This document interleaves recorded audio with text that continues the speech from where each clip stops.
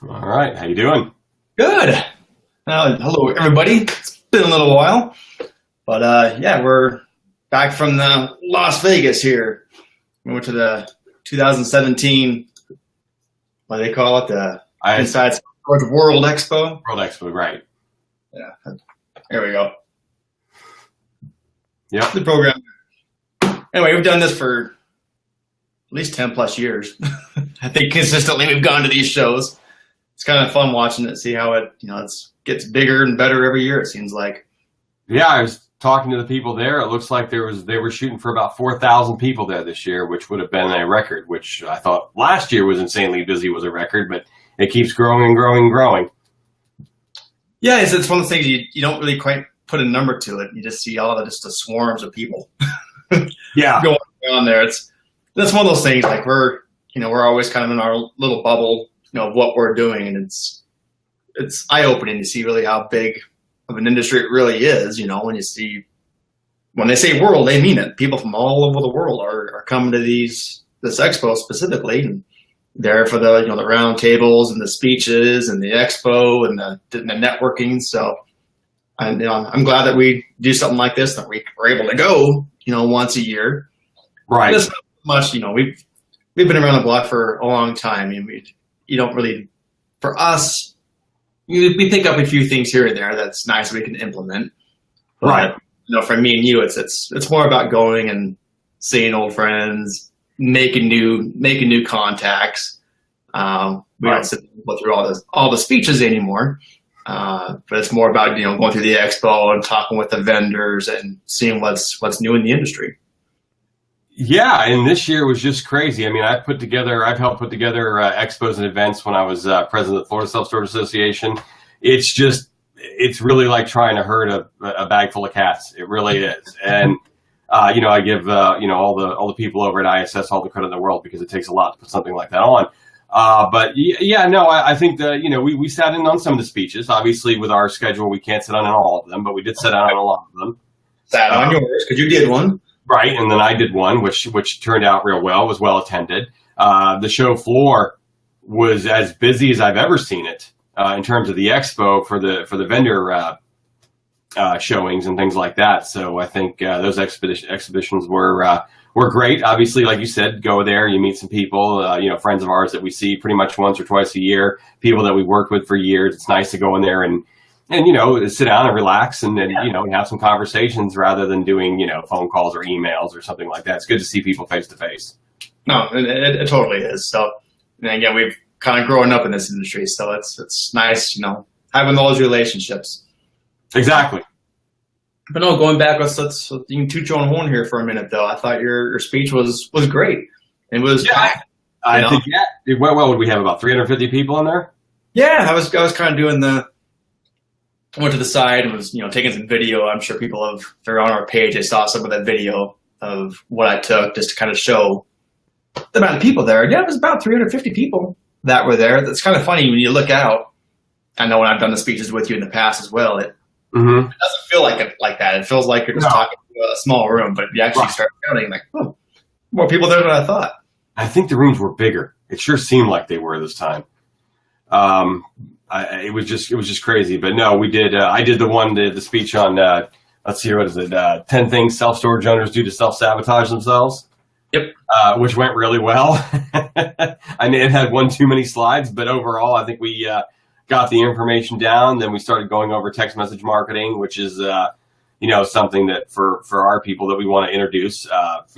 For something that we offer through 3 Mile now is all the text message marketing. We did a sample of that in the speech, which I think went really, really well. And I probably want to do a version of this speech sometime as a live event or something that we'll do on Facebook that we can, give people that same information as well.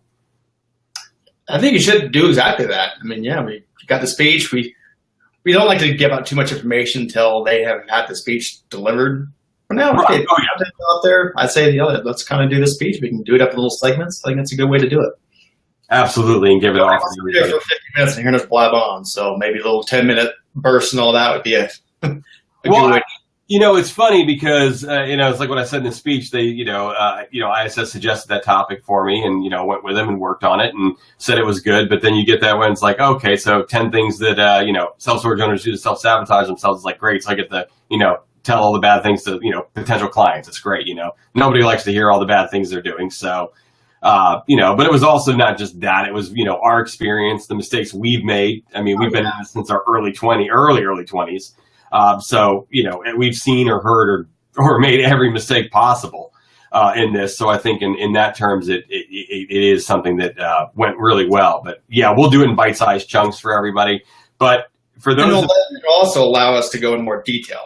When you figure your title is 10 things to do that you self-sabotage your business. Okay, there's 10 items. You got 50 minutes. Yeah, that's it. 5 minutes per one. So you kind of have to gloss over some stuff. So we can go in much more detail on examples and things like that. So yeah, and I know that time limit drives people nuts. I mean, I hear that a lot at ISS. Well, you didn't go into, you didn't go deep or anything like that. Well, it's like you can't. That's the problem. You only have 50 minutes. And I have to, and you're dealing with in ISS, you're dealing with people who are just getting into the industry, which is what I think a lot of the attendees were this year, and people who have been in the industry for a while. And some of this stuff is, because in essence, the basics don't change. The fundamentals are the same. I mean, same with basketball. You're going to learn how to dribble the ball. Well, once you learn how to dribble the ball, you're ready to do some other stuff. Well, some people don't know how to dribble the ball yet. So it's all over the place in terms of on what level everybody's at. So most of the stuff at the facility, at the show level is okay, basic. This is what it is, and these are the things. I think we went deep into some things on this, but you can only go so far and peel the onion back too much. And then, like I said, we offered it to everybody. And those of you who are watching this or see it later, we do offer a 60-minute strategy session, or that you can give us question. We can do question and answer with you if that's what you want, and go deeper into some of these topics that you cannot do in a 50-minute presentation where your levels of storage understanding are from to just getting into it to have been into it 20 years like us. It's not the same thing. Oh, exactly. And you brought up the Q&A style. They asked me to do a roundtable, which was successful. And I love roundtables. They're fun. Right. And for those that you might not be aware, what it is basically, I term it, it's speed dating for storage. Right, basically. Like 12 tables. Each table has, one person moderating. They have a specific topic they're assigned. And then attendees go, and every 15 minutes, the bell rings, and you switch and go to the next table. Right. Well, I just sat down, and I gave my quick 30-second bio and just said, I'm not going to sit here and pitch you about anything specific. Let's do this Q&A style. And it was fun. It was just questions coming around everywhere. And I thought was interesting, what was kind of funny is, every 15 minutes you're supposed to ding, go to the next table. Right. When that bell would ring, nobody would leave. They just stayed because they want to get their question answered. So every 15 minutes, my table just kept getting bigger and bigger and bigger of people. So doing something right. And that's definitely something I much more enjoy. I would love to do a 2-hour Q&A session than a 2-hour speech. I think it'd be a blast doing it that way. I think that, when we're doing it, even my speech, there's just not a lot of time to do questions once you're done. It's not the format. It's the format. So, I mean, there are plenty of opportunities afterwards. And again, that's why we offer. Oh. I think I lost your sound, Matt.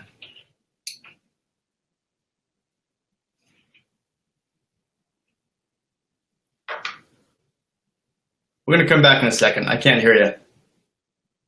Can't hear you. We'll be right back. Technical issues. Be right back.